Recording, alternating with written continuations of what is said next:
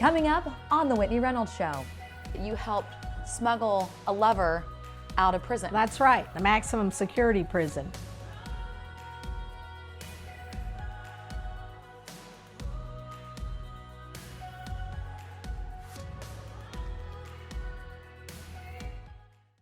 Hello and welcome to The Whitney Reynolds Show. Today we are going behind the scenes and taking you with us.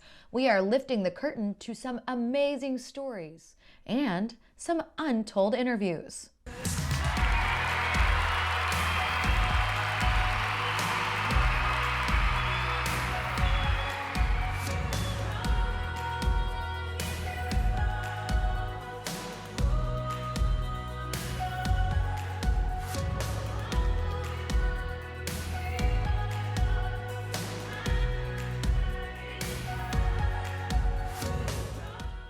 Toby was known in her town for being a firefighter's wife.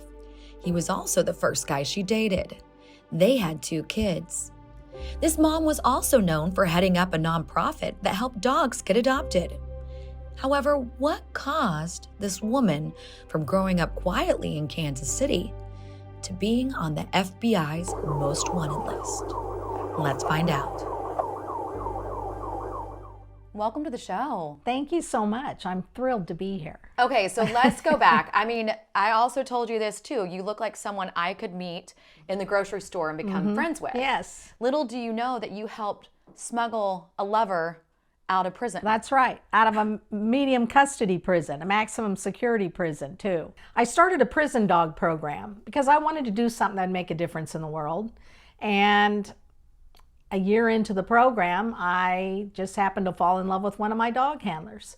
And when you say I just happened to fall in love, you were married at the time. I was married, Were you happily married? No, but I never admitted it to myself. You know, you're not an adult when you're 20, and I think we just grew apart. And, you know, by the time my kids were gone from home, we'd gone like this and we didn't have anything in common. And I didn't realize that I wasn't happy until I met John Maynard, and I was like, oh man, now I know what this should feel like. Okay, so you start this prison dog program. John, I'm calling him your lover. Did you immediately have this sense of attraction? Not immediately. He was in my program for a year. And then I was going through a really difficult emotional time because my dad was dying of cancer. And nobody asked me how I was doing, except for John Maynard. Did you know you were falling in love with a convicted felony murderer? I did know. I did know that John had been convicted of felony murder. And did he address this with you? Yes. How long did you date without physically touching? I mean, because most of us, when we think about being courted, it involves holding hands or kissing, and you couldn't do any of that. That's right. So it was really quick, actually. It was about 4 months before the escape. Did your brain immediately go to, I am getting him out of here? No, I didn't. I just thought, well, you know, we can have this friendship. And then after a couple months, it kind of progressed to more than a friendship. And he asked me, if I wasn't in prison, would you be with me? And I said, I might. How long was he serving time for? Life. When did you start putting together a plan to get him out? Not until about the end of December, and the escape was February 12th. So about 5 or 6 weeks before. And, you know, he came up with this idea. He said, you know, I could hide in your van when you come in to do a dog adoption. And I said, well, now that idea would probably work. And I still just thought it was a game. But then when he told me, I figured out how to do it. And then how did you turn it around? And then, you know, I just kept thinking, I have to get out of here. I can't stay, you know, and you couldn't stay. I couldn't stay in my marriage. You couldn't stay in the marriage. Okay. So and I didn't know how to get out. And I knew I wasn't strong enough at that time to just stand up and say, but I want a divorce, because I couldn't even say why I wanted a divorce. I just knew I wanted out. And so not only did you want out, but then you broke someone else out. Let's go to the day that it all went down. Yeah, February 12th, 2006. There were just a lot of things that lined up for that day. My husband was a fireman and he was working that Sunday. And I usually had someone from the warden's office help me with adoptions, and he was out of town that weekend. And then It was so freezing cold, and we're in the middle of Kansas, you know, and the wind blows, and it was 19 degrees with a wind chill below zero, and it was spitting snow, and the officers don't want to hang out in that weather and really observe what we're doing. So it just, everything worked. So one of the unit team leaders at the prison had told me that there was a big wire dog crate in the prison. I'd had a dog who had puppies, and we used it to hold her, you know, for a little while she was having the puppies. And he said, I need you to get this big wire dog crate out of here. And John was standing there when he said it, and he said, how about if I take that dog crate down to the gate when Toby comes to pick up dogs for an adoption, because that crate's almost as big as she is. She can't carry it through the prison. So I'll just take it down there and load it into her van. And he said, okay, I'll just let the officers know to expect a big dog crate. So, I mean, it just like fell into our laps. And he told his roommate and a couple other guys in the cell block that he was in, he said, I just got called into work, and Toby's expecting this dog crate down to go into her van. If I get it all ready for you and I put it on the farm wagon, because I had a big farm wagon so I could haul dog food around inside the prison. He said, if I put it on the farm wagon and just leave it sitting out here, will you guys roll it down there and put it in her van? And they said, sure. So they did. And he was in it. Mm-hmm. Say that again, because he was in a cardboard box inside of the dog crate. And he's 6'4". And you then drove him out. I drove out. And I kept waiting. I had to go through 3 gates to get out of the prison. And I kept waiting for that alarm to go off. And I was thinking, what am I going to say when they pull me over? You know, and they never did. And I just kept driving through one gate and it closed, and drive through the next gate and it closed, and then drive through the 3rd gate and it closes. And we're out. And I thought, I can't go back. I can't undo this. I have just helped a man yes. break out of prison, yes. which is, how long did you think that you had before they'd be on to you? Well, it was 10:30 in the morning when we left, and the next count was at 3:30. So we knew at 3:30 they would know. So you stopped by your house. We dropped off the dogs. Responsible thing by yes. dropping off the dogs. Yes, made sure they were somewhere safe. And then I bought a pickup truck, and I had stored it in a storage unit. And we went to the storage unit, pulled the pickup truck out, and I put the prison dog van in the storage unit. We closed the door and we left in the truck. So you're on the run. What was your first 48 hours like? It was exciting, exhilarating, and it was also a little bit of paranoid, because you're always kind of looking over your shoulder going, oh my gosh, look what we just did. You know, does anybody see us? And nobody seemed to even pay attention to us driving down the highway. What was the long-term plan? There wasn't one. And we never gave any thought to the next step. I mean, we rented a cabin for a month. I prepaid for it for a month. But past that, we didn't know what we were going to do. How long were you on the run? 12 days. We made it to the cabin on the next day. How did you get caught? Well, I'm not a very good criminal. So, you know, I bought the pickup truck for the getaway. And of course, you have to license your truck. You need to be legal. So I sent the title to our cabin that we were staying at. Oh. I used a fake name, but the FBI fugitive team figured it out. I was on America's Most Wanted. But even with all the media attention this case was getting, nobody ever looked twice at us those whole 12 days. So when the FBI found you, what went down? We walked in front of the truck of the FBI fugitive agent who was in charge of the case in a parking lot in Chattanooga, Tennessee, and we had no idea.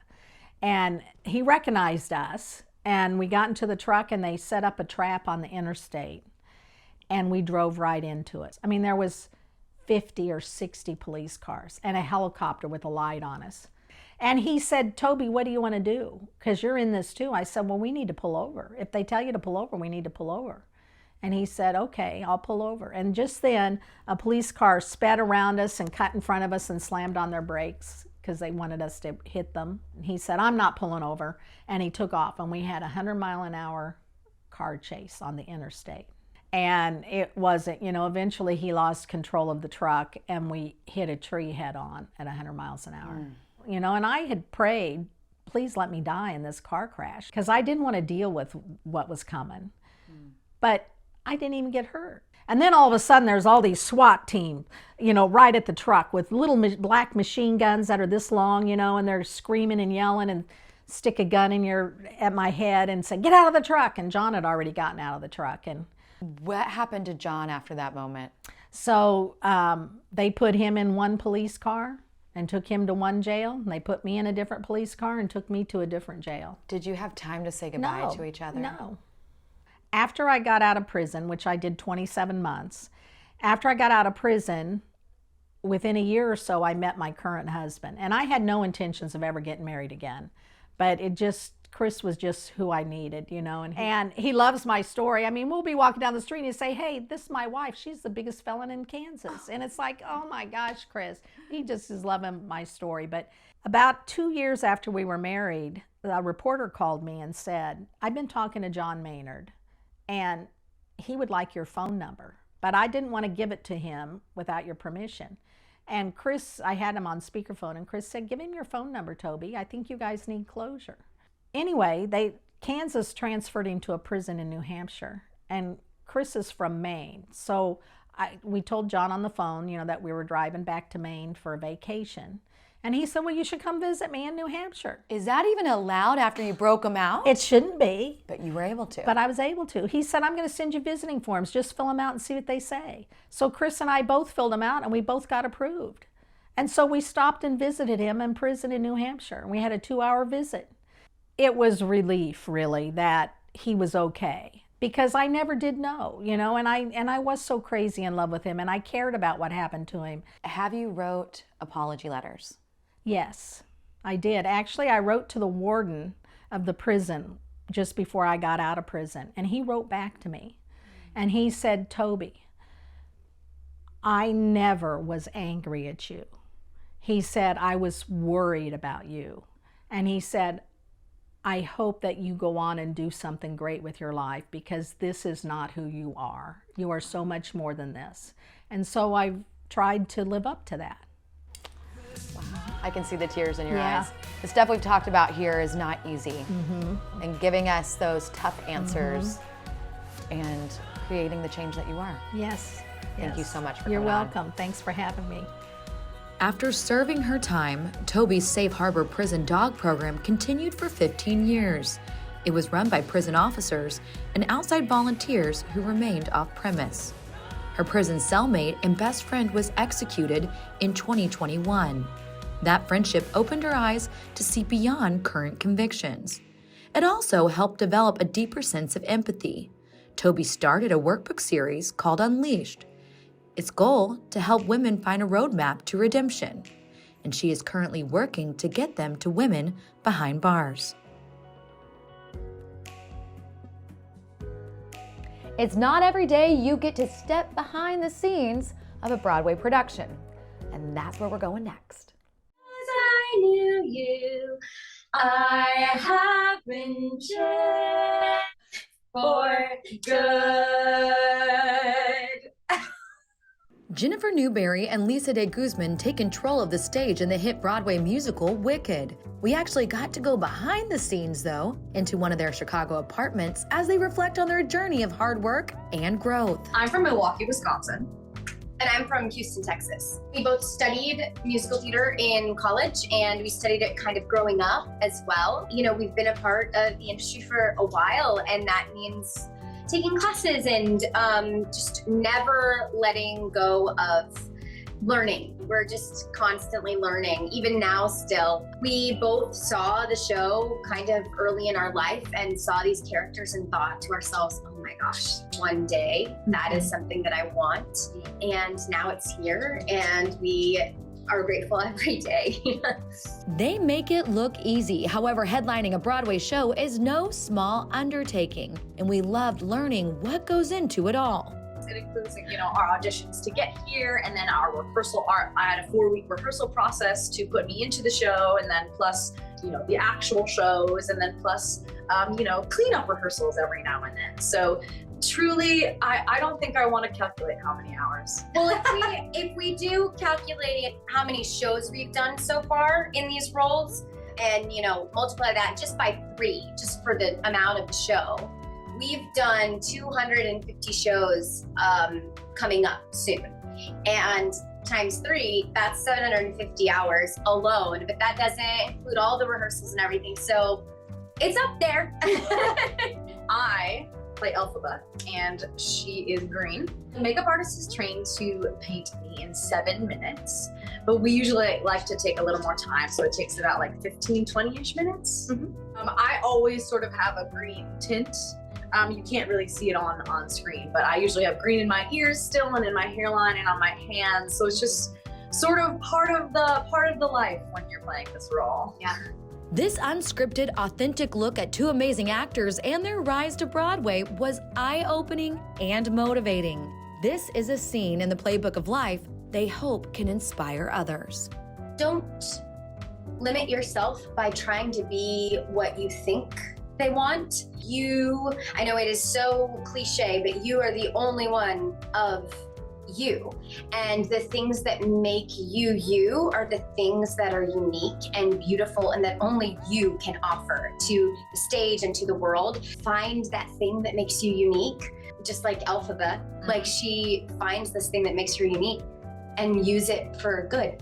And to just piggyback off of that, because that was so amazing, is don't compare your journey to anyone else's. Oh. Like, Elphaba cannot compare her journey to Glenda's. Glenda's cannot compare her journey to Elphaba's. Same with Lissa and Jennifer. You cannot. There are multiple ways to the same thing. So as you go along your journey to achieve your dreams, do not compare yourself to anyone else's journey. Yeah, it'll steal your joy.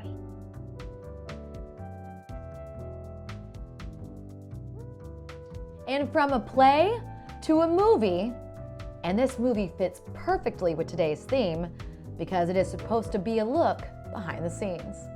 Honk for Jesus, Save Your Soul stars Sterling K. Brown and Regina Hall. They are documenting their lives through a pivotal, life-changing moment. What was that like for you guys, trying to keep the characters separate from, like, I mean, there's 2 film crews going on here. There's like the documentary and then there's the real movie happening. What was that like? A lot of questions like, oh, who's shooting right now? Is this the documentary or is this us by ourselves? Yeah. You have to keep it straight in your head because we jumped around this movie a lot. Like, some movies that come closer to going in sequence, we jumped around a lot. And Regina was usually like, who's shooting? Okay.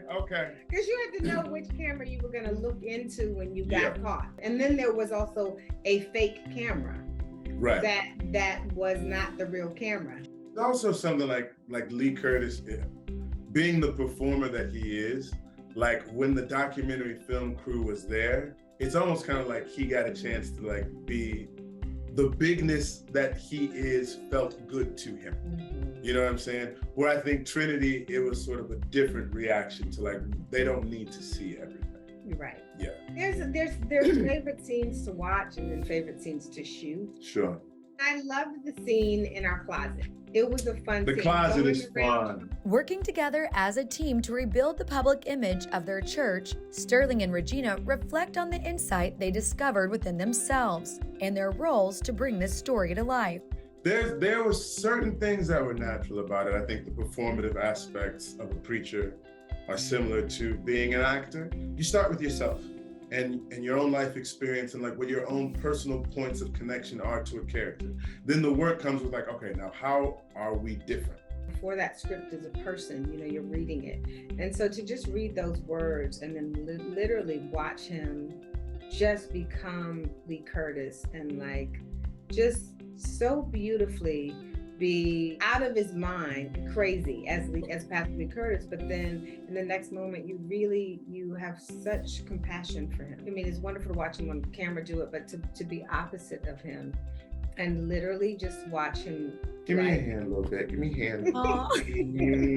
No, really, it's like such an honor. We had rehearsals. It was great to be able to hear Sterling, to hear the other cast members say it out loud and actually create like these different facets of one person to each other, alone, publicly, in front of the camera. It was daunting, but it was fun.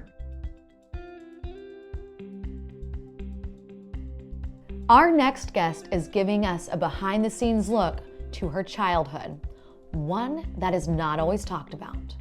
In a candid interview, author Diana Ragsdale lifts the curtain to her childhood in Utah and Mormon upbringing. She is breaking the facade of what she believed was once there and piecing together her truth and vulnerably living it out. I was just born into a family of complete chaos right from the get-go.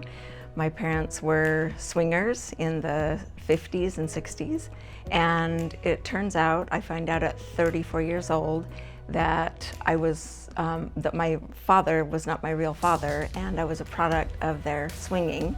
At first, I was just sad because I was a canon, and in Utah, that's a big deal. It's kind of like Mormon royalty. We'd been taught that it was a, really prominent, cool thing to be pioneer stock and a canon.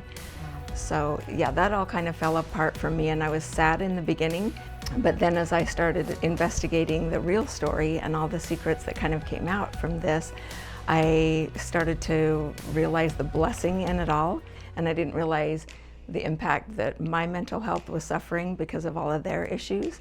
When I was a younger adult and having kids and marriages, I actually reveled in the chaos. It was because it was all I knew, and I felt like I was being highly functional and just accomplishing a lot. But my third divorce was what kind of brought all of it to a head, and I just realized that it wasn't working for me to live like that, and that I realized that I had some responsibility in the chaos, and it wasn't working for my kids. Bringing her shocking story to life through her book, Loose Cannons, it was not easy to open up about her family's background. But once she unleashed this truth, peace found her, even in the chapters of her former chaos. And she hopes that peace can be passed on to each reader.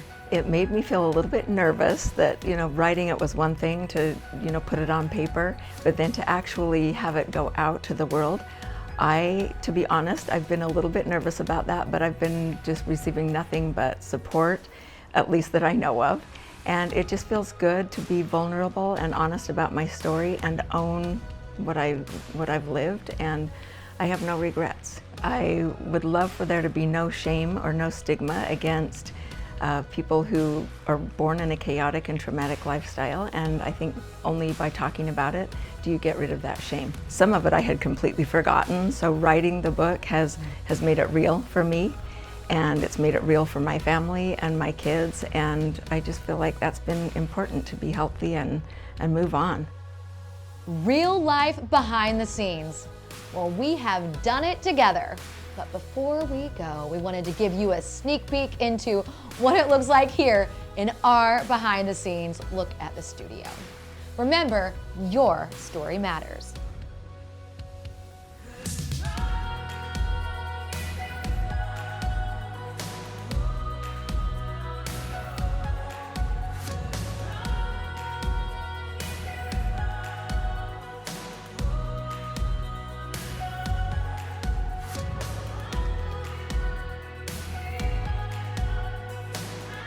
Whether you want more behind the scenes or the whole interview, make sure not to miss one episode of The Whitney Reynolds Show.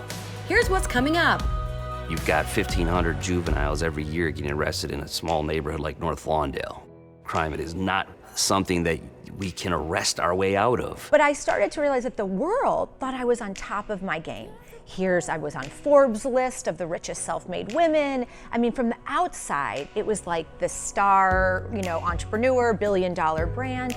But on the inside, I was struggling. My mother will always tell me, you're wonderful, you're beautiful. But when I step out them doors, society had other answers for me. So I would always go back to my mother and ask her, are you telling me the truth? And as a parent, she always reassured me and said, James, you know what? It is okay. At the end of the day, people will ask me what happened to my face. No one never asked me what was my name and how I felt inside. Like, my smile was like my first best friend. My second best friend was the mirror, because then I started just building myself up every single day.